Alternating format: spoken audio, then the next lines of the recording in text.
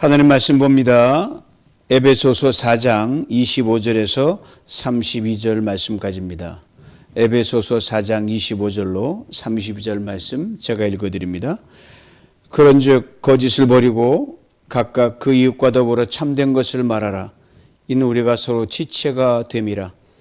분을 내어도 죄를 짓지 말며 해가 지도록 분을 품지 말고 마귀에게 틈을 주지 말라. 도둑질하는 자는 다시 도둑질하지 말고 돌이켜 가난한 자에게 구제할 수 있도록 자기 손으로 수고하여 선한 일을 하라. 무릇 더러운 말은 너희 입 밖에도 내지 말고 오직 덕을 세우는 데 소용되는 대로 선한 말을 하여 듣는 자들에게 은혜를 끼치게 하라. 하나님의 성령을 근심하게 하지 말라. 그 안에서 너희가 구원의 날까지 인치심을 받았느니라. 너희는 모든 악독과 노함과 분냄과 떠드는 것과 비방하는 것을 모든 악의와 함께 버리고 서로 친절하게 하며 불쌍히 여기며 서로 용서하기를 하나님이 그리스도 안에서 너희를 용서하심과 같이 하라. 아멘. 할렐루야. 날씨가 점점 겨울 날씨로 바뀌면서 조속건도로 많이 춥습니다. 건강에 유의하시고 여러분 수요저녁 찬양 예배에 말씀을 듣고 찬양하는 여러분 그 초소에 하나님의 신령한 은혜가 넘쳐나기를 간절히 소망합니다. 새 사람의 생활이라는 제목으로 말씀을 나누도록 하겠습니다. 하나님께 예수를 믿는 순간 우리 모두에게 무한한 XL 사이즈 옷을 입혀 주셨습니다. 결코 벗기지도 않고 줄이지도 않고 풍성한 무한대의 은혜 옷을 입혀 주셨습니다. 이미 구원받은 사람이요 은혜 받은 사람이요 복과 형통을 이미 누릴 사람, 그렇게 이미 단정하시고 그 무한한 XL의 옷에 모든 걸 담아서 하나님께서 우리에게 입혀주셨습니다. 즉 새 사람이 된 것입니다. 지난 시간에 말씀드린 대로 하나님께서 우리에게 입혀주신 무한한 XL 사이즈를 보면서 늘 기억해야 할 한 가지가 있습니다. 요약하면 하나님께서 우리 한 사람 한 사람에게 거는 믿음과 기대와 꿈이 그것입니다. 그래서 이런 말씀이죠. 아모함에게 내가 입혀준 무한한 XL 사이즈의 옷, 내 아들 예수 그리스도의 그 옷에 걸맞게 자랄 것을 믿는다, 기대한다. 네, 그렇게 한없이 자라는 것이 나의 꿈이다 이 말이죠. 예수 그리스도 안에서 새 사람이 된 우리의 모습을 논문의 총론이라고 한다고 하면 큰 그림을 보여주셨거든요. 새 사람 된 우리가 삶에서 어떻게 살아내야 되냐, 어떤 삶을 살아갈 것인가, 이것은 논문의 강론이라고 할 수 있습니다. 총론보다 강론이 사실 더 디테일하고 때로는 우리 삶이기 때문에 어려울 때가 많이 있습니다. 오늘 본문이 바로 이 새 사람 된 우리가 우리 삶에서 어떻게 살아갈 것인가, 새 사람의 생활이 어떻게 될 것인가, 이것을 구체적인 실천에 관한 문제를 오늘 다루고 있습니다. 이에 대한 큰 그림을 오늘 본문은 이렇게 압축해서 먼저 설명합니다. 30절 말씀이에요. 하나님의 성령을 근심하게 하지 말라. 그 안에서 너희가 구원의 날까지 인치심을 받았느니라. 근심하게 한다는 그 말이 여러분 아주 강한 의미를 가지고 있습니다. 즉 아주 깊고 깊은 아픔과 슬픔을 안겨준다는 말이 근심입니다. 여러분 너무나 근심이 심하면 뼈가 마른다 그러잖아요. 그 뼛속 깊숙이 들어가서 견딜 수가 없는 아픔을 주는 게 근심한다는 그 단어가 담고 있는 강한 뜻입니다. 어느 정도 아픔인가 하면요, 원문을 그대로 보면 여인이 애를 낳을 때처럼 그와 같은 산고의 고통과 같은 그런 아픔이라고 합니다. 즉 하나님의 마음을 그렇게 아프게 고통스럽게 하지 말아야 한다. 이게 새 사람의 생활의 큰 그림이에요. 구원의 날까지 인치심을 받았다고 했습니다. 인치심이란 뼛속 깊은 곳까지 징표로 새겨넣어서 그 어느 곳도 이것을 지울 수 없게 만들었다는 거예요. 그리고 예수 그리스도 안에서 하나님의 소유된 백성인 우리를 성령께서 평생 멘토가 되어주십니다. 코치가 되어주십니다. 친구가 되어 주십니다. 예수를 믿는 순간 하나님께서 성령으로 우리를 인치신 겁니다. 즉 너는 내 것이다. 그 누구도 내 손은 너를 빼앗아가지 못한다 이 말입니다. 그러니까 완전히 100% 안전 보장을 해 주신 거예요. 그런 이런 우리가 우리 안에 계신 성령을 아프게 하면 결코 안 된다. 새 옷을 입은 그 사람이 너의 새 생활에서 하나님을 아프게 하면 안 된다 이 말이에요. 우리가 외우고 있는 고린도서 마찬가지잖아요. 내가 어렸을 때는 말하는 것이 어린애 같고 깨닫는 것이 어린애 같고 생각해서 어린애 같다가 장성한 사람이 되어서는 어린아이를 버렸다 그랬거든요. 새 사람의 생활은 갈수록 장성한 사람으로 자라가야 된다는 겁니다. 성령을 근심하게 하지 말라는 말을 편집글로 쓰면서 바울이 떠올렸던 말씀이 하나 분명히 있었음에 틀림없어요. 바로 이사야 63장 10절입니다. 그들이 반역하여 주의 성령을 근심하게 하였으므로 그가 돌이켜 그들의 대적이 되사 친히 그들을 치셨다. 오래전 애굽에서 종살이 하던 이스라엘 백성들 하나님께서 무조건 건져내셨어요. 너는 내 백성이다. 너희들이 이렇게 애굽에서 종살이 그런 존재가 무조건 건져내셨어요. 홍해를 건너게 하셨고요. 광야길을 걸어가게 했습니다. 광야에서 하나님께 당신이 하나님 되심과 당신이 친히 건져낸 이스라엘 백성들을 귀하게 먹이시고 입히시고 책임지신다는 그 징표로 기이한 크고 작은 기적들을 셀 수 없이 많이 행하셨어요. 그 정도면 뭐 어떤 일이 있더라도 그냥 그런 복을 받은 사람답게 살아가야 되잖아요. 근데 이스라엘 백성들이 기회만 되면 불평과 원망을 입에 달고 살았습니다. 불순종으로 치달았고요. 하늘의 마음을 참으로 많이 근심시켰습니다. 자기 백성으로 인치신 이스라엘 백성들이 믿음이 자라지 못했기 때문입니다. 하나님이 입혀주신 무한한 긍휼의 옷을 입고도 그 안에서 하나님을 향하여 감사하는 백성으로 순종하는 백성으로 자라가지 못했기 때문입니다. 유대인이었던 바울이 하나님의 마음을 그토록 근심하게 했던 자기 민족 흑역사를 너무너무 잘 알고 있거든요. 그래서 에베소 교회 성도들에게 새 사람의 걸만해서 하지 못하게 되면 우리 민족처럼 그렇게 하나님 가슴을 후회하고 아프게 한다 그 말이에요. 고로 성령을 근심하는 일이 여러분들에게 있어서는 절대로 안 됩니다. 아무리 힘들고 아무리 어려워도 하나님의 마음에 근심을 안겨서는 안 됩니다. 이걸 간곡하게 편집글로 당부하고 있는 겁니다. 하나님의 성령을 근심하게 하지 말라. 그리고 성령을 근심하게 하지 않으려면 어떻게 하나? 어떻게 하는 건 성령을 근심하게 하시는 것인가? 이걸 구체로 예를 들어 적어 내려가고 있습니다. 1절을 봅니다. 25절을 봅니다. 그런즉 거짓을 버리고 각각 그 이웃과 더불어 참된 것을 말하라. 이는 우리가 서로 지체가 됨이라. 거짓을 버리라고 했습니다.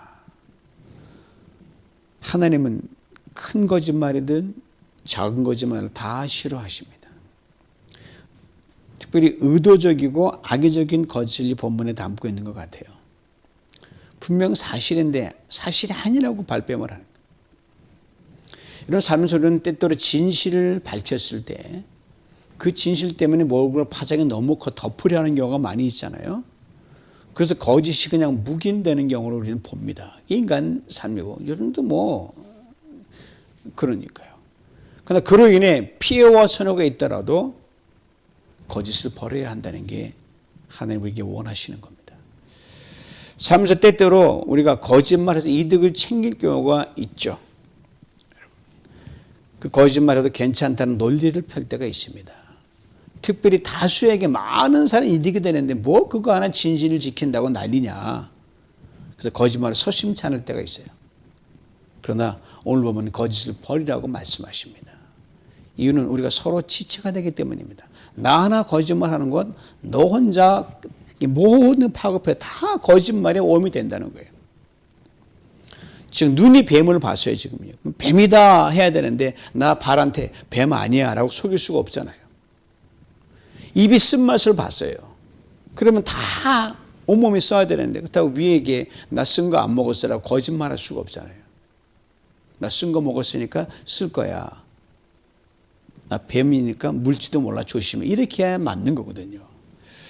거짓을 버리라는 말씀이 얼마나 중요한지 전 요사이 너무너무 실감을 해요.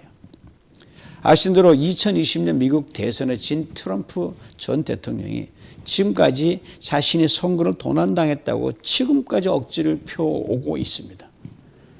미국의 여론을 심각하게 지금 분열시키고 있고요. 지금 공화당은 난리가 났어요. 그런데 놀라운 일이 일어났어요. 그 최측근 변호사들 2020년 전에만 해도 한 무리가 돼서 그 거짓말 동참했는데 이 변호사, 내노란 변호사들이 연이어 법원 판사 앞에서 뭔지 모르겠어요. 미국을 사랑 하나님 때문에 일어나는 양심 고백을 합니다. 자신의 죄를 자백해 버렸어요. 선거 도난이라는 주장이 거짓말이라는 것이 법원에서 속속 드러나고 있어 얼마나 다행인지 모릅니다. 그중에 한 변호사가 엊그제 판사 앞에서 참회의 눈물을 흘리면서 자신이 얼마나 큰 거짓말을 해서 수많은 사람들의 눈과 귀를 흐리게 했는지 모르겠다고 고백을 했습니다. 백성들 앞에 이신직고한 거예요. 판사 앞이지만. 그리고 변호사로서 남은 인생 정말 깨끗하고 진실되게 살아가겠다고 했습니다. 무엇보다도 내가 그리스도 예수 믿는 사람이었습니다. 이런 엄청난 거짓말한 것이 너무나 부끄럽습니다라고 정직하게 고백을 했습니다. 변호사들의 연이은 양심 고백과 참회 고백을 대하면서 미국 참 정직한 나라구나. 기독교 정신의 뿌리가 아직 건재하고 있구나. 정의와 진리가 그 빛이 아직 강한 나라라는 생각을 떨쳐버릴 수가 없었습니다. 정치적으로 지금 참 힘든 시간을 보내고 있지만 미국 크게 걱정할 것 없을 것 같습니다. 이런 사람은 도처에 깔려 있거든요. 거짓은 나 하나만의 문제가 아닙니다. 공동체는 물론 나라 전체를 무너지게 하고 엉망으로 만듭니다. 그러기에 오늘 본문은 우리에게 거짓을 버리라고 말씀합니다. 작은 거짓을 그냥 넘기면 더 큰 거짓을 잘하기 때문이고요. 여기는 크고 작은 핑계들도 거짓과 이게 사촌이기 때문에 그것도 한몫한다는 것 우리는 결코 잊어서는 안 될 것입니다. 솔직하게도 얘기해서 매맞는 게 낫죠. 손해보는 게 낫죠. 여전히 26절에 또 이렇게 말씀합니다. 분을 내어도 죄를 짓지 말며 해가 지도록 분을 품지 말고. 분에는 긍정적인 면이 있고 부정적인 면이 있습니다. 긍정적인 분은 거룩한 분노입니다. 부정적인 분노는 사람의 잘못과 허물에 대한 분노입니다. 연약한 인간은 우리가 거룩한 분노를 낸다는 게 이게 결코 쉽지 않습니다. 이게 서로 상대적이기 때문에 아닐 수가 많거든요. 그래서 거기에 거룩한 분노, 하나님의 분노에 이르기는 참 쉽지 않습니다. 오늘 본문의 분은 인간관계 속에서 사람들에 대한 분을 주로 의미합니다. 살다 보면 누구나 분을 내는 일이 생기거든요. 화 안 내는 사람은 어디 있습니까? 온유함으로 말하면 이보다 뛰어난 사람 없다고 했던 하나님이 믿고 칭찬하는 건 모세가 엄청나게 화를 냈거든요. 그래서 가나안 땅에 못 들어갔거든요. 화를 냅니다. 바로 그럴 경우에 여러분 하루해를 넘기지 말라는 게 오늘 본문의 요지입니다. 하루해를 넘기지 말라는 말은 바울 당시에 살았던 그리스 철학자인 플루타르크의 말의 영향을 받은 것으로 짐작이 됩니다. 당시 학문을 하던 학자들은요, 내 이론과 내 학문이 최고다라고 학자의 자존심이 있잖아요. 격렬하게 토론을 벌이다 보면요, 화도 내기도 하고, 열변을 토하기도 하고, 감정이 대립되기도 하고, 상대방의 도같이나 칠 정도로 쓴뿌리로 화를 내기도 했습니다. 불꽃 튀는 어떤 접전을 벌이는 거예요. 그러다 하루해가 다 가기도 했어요. 그때 토론을 주재하던 주심이 더 감정이 격화되고 화가 많이 난 학자에게 자신의 종을 시켜서 쪽지를 보냅니다. 그 당시에 하나의 풍습이었어요. 그 쪽지 안에 이렇게 적혀요. Sir, the sun is setting. 선생님, 해가 저물어 갑니다. 그럼 그걸 딱 보는 순간 여러분 언제 그러나듯이 먼저 일어나가 상대방에 가서 악수를 청합니다. 토론은 토론이고 관계는 관계를 가지고 화해를 하고 그날의 토론을 주심에게 맡기고 헤어집니다. 이것을 지금 에베소 교회 성도들에게 바울이 당부하고 있는 겁니다. 즉 이런 말이에요. 즉 끓어오르는 분노가 있더라도 결코 길게 끌고 가지 마시기 바랍니다. 그리고 해가 넘어가면서까지 화를 품지 마십시오. 곰곰이 생각해보면 우리가 화를 내는 것 목숨 걸 일이 아닌데 화낼 때가 많이 있거든요. 진짜 아무것도 아닌 화낼 때가 많이 있어요. 저도 뭐 예외가 아닙니다. 그리 화가 낼 일이 아닌데 낸 게 거의 다거든요. 우리의 격한 감정 조금 참지 못해서 화를 내는 겁니다. 상대방은 전혀 그럴 리가 없어요. 내 주관적인 생각으로 내 편견으로 내 자존심 상해서 심각하게 생각하고 화를 내는 거예요. 그리고 상대방의 자신을 무시했다고 그런 짓 하는데 무시했다고 그렇게 화를 내고요. 기분 나쁘게 했다 이렇게 화를 내가서 화를 막 쏟아내고 그렇게 흘러가는 거예요. 그걸 어느 선에 멈추지 못하면 여러분 그 화가 내 속에서 쓴뿌리가 되어 자라기 시작합니다. 그럼 마음이 닫혀집니다. 그래서 화를 내지 않으면 가장 좋지만 혹 화를 내는 경우가 있을 때 그 시간이 짧으면 짧을수록 좋다는 거예요. 이 말씀을 대하면서 하루 중 이런저런 일로 이런저런 사람으로 감정이 상할 때가 뭐 살다 보면 있지 않겠어요? 뭐 그냥 운전하고 가다가도 나를 이게 성질을 건드리는 사람이 있는데 속된 말로 열을 받으면 여러분 오후 늦게쯤 열 받는 게 좋아요. 왜요? 조금 있으면 해가 넘어가니까 화낼 시간이 짧아지지 않겠어요? 물론 하루 종일 자내려고 늦지막히 화를 내면 그 화 푸지 못하고 잠자리에 들면 내가 가장 큰 손실입니다. 시편 4편 4절에 이런 말씀이 있어요. 들어보세요. 너희는 분내어 범죄하지 말지어다. 자리에 누워 심중에 말하고 잠잠할지어다. 벌써 하루를 잘 보내고 늦지막히 화날 일이 생겼어요. 그러다면 마음이 다 웅크러집니다. 그 기분 좋았다 하루 일이 싹 망쳐버리는 거예요. 그러면 하나님과 조용히 하루를 결산의 시간을 제대로 갖지 못하면 이게 가장 큰 손실이에요. 크리스천들에게는. 그냥 잠자리에 들면 어떻게 됩니까? 다음 날까지 그냥 영향을 받게 되는 거예요. 그래서 성경은 이렇게 분명히 말하지 않습니까? 저녁이 되고 아침이 되니 첫째 날이다. 하나님의 하루의 시작은요. 우리는 아침에 하루 시작, 하나님의 하루는 저녁부터 시작입니다. 이 하루에 해가 지도록 품지 말라는 말에 귀중한 교훈이 담겨 있어요. 왜? 저녁이 바로 하루의 시작이니까 그 말입니다. 그러면 아무리 속상 화날 일이 있어도 반드시 해 넘어가면서까지 전에 깨끗이 마음 정리하는 것이 무엇보다 중요합니다. 그리고 오늘 본문은 이와 관련하여 이렇게 일깨워줍니다. 27절이에요. 마귀에게 틈을 주지 마라. 이런 말이 있어요, 여러분. 우리가 분을 낼 때, 우리가 화를 낼 때 마귀가 가장 분주하게 움직인다. 때를 만났거든요. 옳지. 기회가 있다라고 그러거든요. 마귀는 우리의 빈틈을 정확히 노립니다. 그 빈틈이 가장 선명히 보일 때가 언제냐? 우리가 화를 낼 때입니다. 화를 내면 누구나 후회합니다. 화를 내면 상황이 더욱 악화될 뿐입니다. 판단력을 잃어버립니다.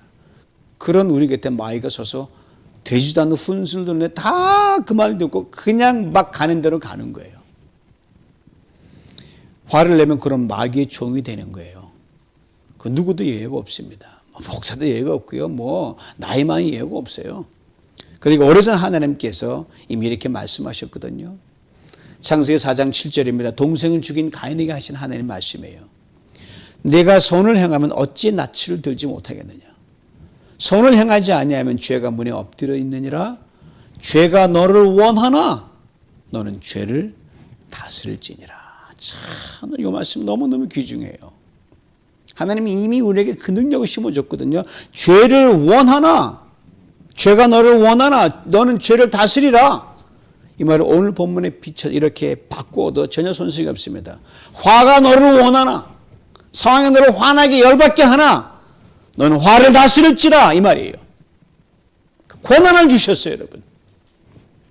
잊지 마시기 바랍니다. 화를 내는 우리의 모습을 마귀가 가장 좋아합니다. 그리고 화는 우리가 마귀가 우리를 종으로 삼는 척경입니다. 혹 오늘 하루 속상한 일이 있으셨습니까? 열받을 일이 있으셨습니까? 화날 일이 생겨서 예배드리는 이 시간에도 마음 정리가 안 되신 분 계십니까? 이 말씀을 꼭 기억했으면 좋겠습니다. 저녁이 되고 아침이 되니 이 저녁에 하나님께서 여러분과 저 인생을 새로운 교회 날을 새롭게 시작하는 시간으로 만들 수 있도록 마음을 정리하고 주의 도우심을 구할 때 새날을 맞게 할 줄 믿습니다. 이어진 28절은 또 이렇게 권면합니다. 도둑질하는 자는 다시 도둑질하지 말고 돌이켜 가난한 자에게 구제할 수 있도록 자기 손으로 수고하여 선한 일을 하라.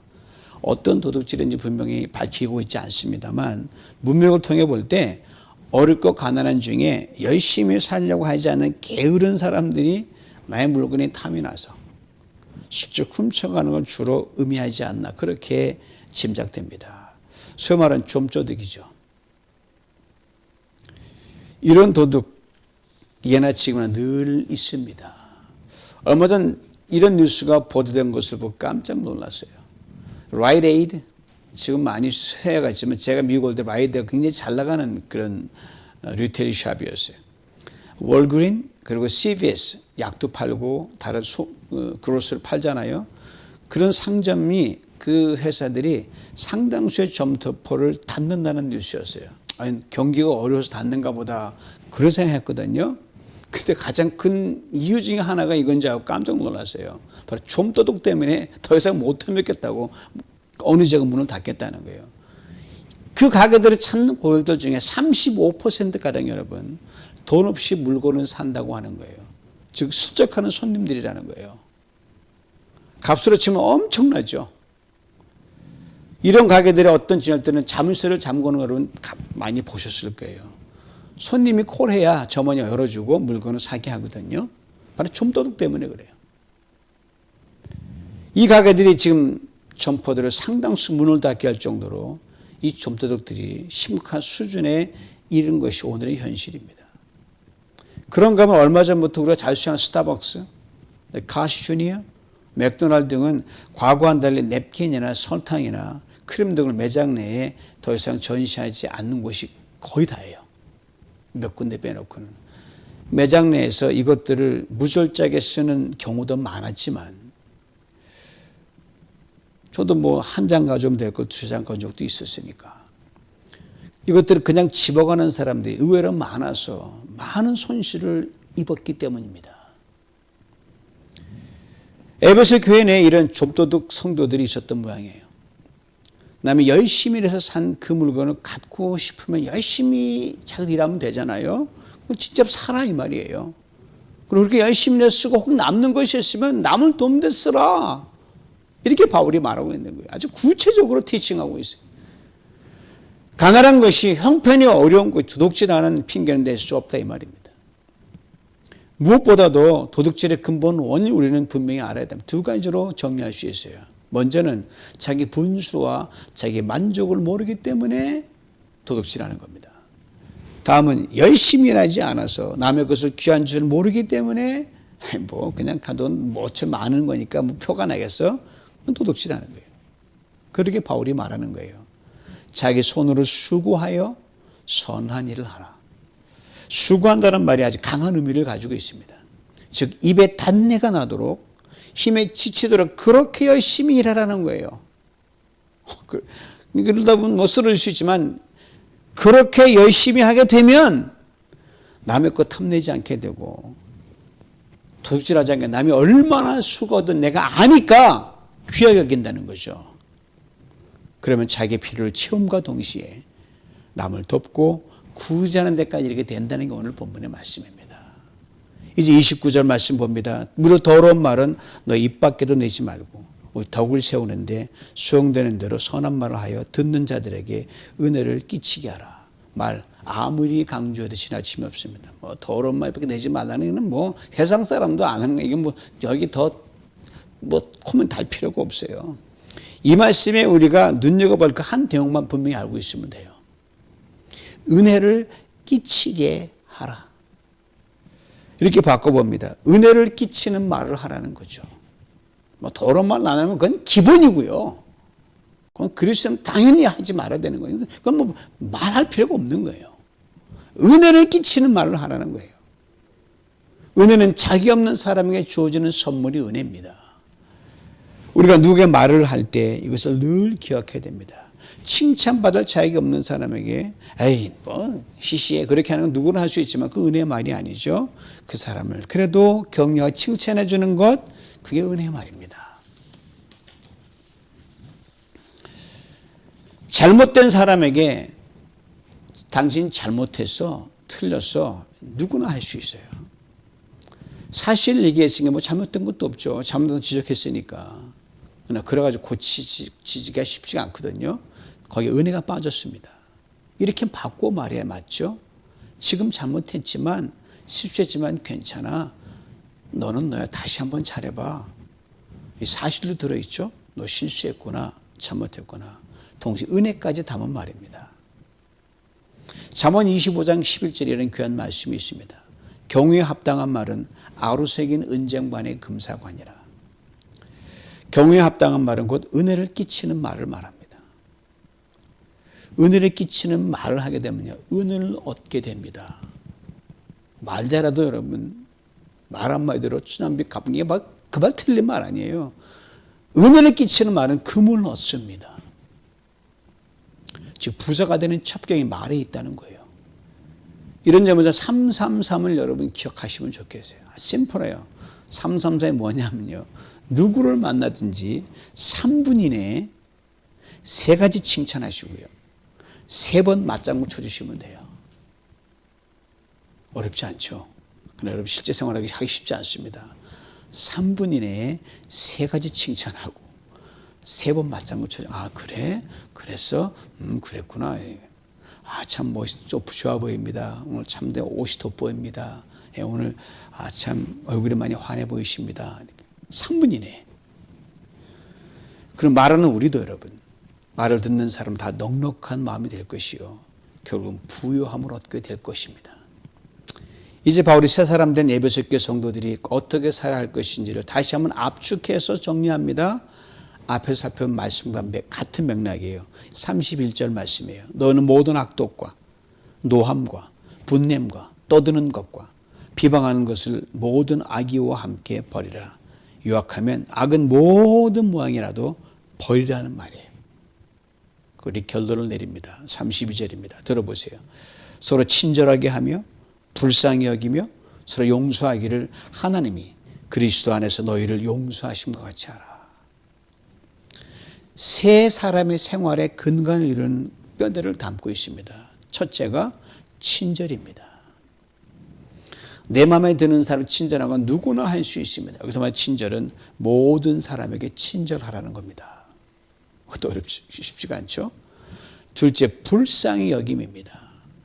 이 또한 내 마음에 드는 사람만 불쌍히 여기는 게 아니라는 거예요. 모두를 불쌍히 여기라는 말이에요. 지금 이스라엘에 있는 그 다툼이 이 마음만 가져도 그렇게 극막 나가지 않을 것 같아요. 이 단어가 아주 강렬한 의미를 담고 있습니다. 즉 오장육부가 아니면 위장과 대장과 소장과 간과 막 뒤틀리는 그런 심정으로 누구를 불쌍히 여기라는 겁니다. 그리고 용서입니다. 이렇게 단서를 붙여놨어요. 하나님이 그리스도 안에서 너희를 용서함 같이 하라. 그래서 때때로 우리가 내가 남을 용서하니 많이 그렇게 말할 때 많잖아요. 내가 어떻게 그걸 용서해? 여러분 그냥 곰곰이 생각해 보세요. 여러분 정작 내가 먼저 용서를 먼저 용서를 구해야만 하는 사람이라는 것, 이걸 새까맣게 있을 때가 너무너무 많아요. 그래서 우리는 하나님부터 엄청난 용서를 받은 사람들입니다. 지금도 하나님의 용서가 필요합니다. 앞으로도 한 용서를 받아야 할 우리들입니다. 그리고 모든 사람을 용서해야 합니다. 그리고 그리스도 안에 새 사람이 된 우리들에게 가장 큰 권리가 하나 있다고 하면 그 용서할 권리입니다. 이 용서를 가지고 모든 이들에게 친절하고 모든 이들을 불쌍히 여기며 살아가는 삶, 이것이 새 사람의 생활입니다. 이 새 사람의 생활, 공동체는 나 혼자만 잘하는 데 될 게 아니라 다 잘해야 건강하게 되거든요. 그 세 사람의 생활하는 이 공동체가 모일 때 가장 아이디어라는 게 뭐냐면 여러분 이 옷감을 짤 때 조밀조밀하게 아주 촘촘히 짠 옷감 있잖아요. 어디를 하나 봐 틈이 없는 그 옷감, 그래서 비싼 거예요. 바로 이 공동체 우리 한 사람 한 사람이 세 사람의 생활을 갈 때 우리 한 지체라 그랬거든요. 다 건강하게 자랄 때 이 공동체가 촘촘한 그러한 옷감처럼 어디 하나 흔들림 없이 완벽한 건강체로 하나님의 기쁨이 되는 그러한 공동체가 될 줄 믿습니다. 가정이면 가정이 그럴 것이고 목장이면 목장이 그럴 것이고 그렇습니다. 이 세 사람의 생활로 날마다 하나님의 성령을 기쁘게 하며 구원을 완성해 나가는 복된 성도들 될 수 있기를 주님의 이름으로 축원합니다. 하나님 아버지 감사합니다. 우리 안에 오셔서 우리의 성령이 오셔서 이미 예수 그리스도 안에서 엄청나게 큰 사이즈 옷을 입혀주심으로 마음껏 자라가도록 은혜 주신 하나님 참으로 감사합니다. 오늘 말씀을 통하여 우리 아버지 하나님 우리 삶 속에서 아버지 하나님 이 바울이 말한 이 디테일한 모든 것들을 도려내며 무엇보다도 친절로 무장하고 불쌍하게 무장하고 용서로 무장하는 가운데 거짓 없는 그런 순수한 믿음, 남의 것 탐내지 않고 아버지 하나님 모든 사람을 덕으로 품는 그러한 언어로 살아가는 그러한 나 하나 우리 공동체 되게 만들어 주시고 우리 가정 되게 만들어 주시옵소서. 거기에서 하나님의 놀라운 부유함이 넘쳐나 우리 모두가 주의 부유함을 누리며 살찌우는 역사가 있게 하여 주시옵소서. 예수님의 이름으로 기도하옵나이다. 아멘.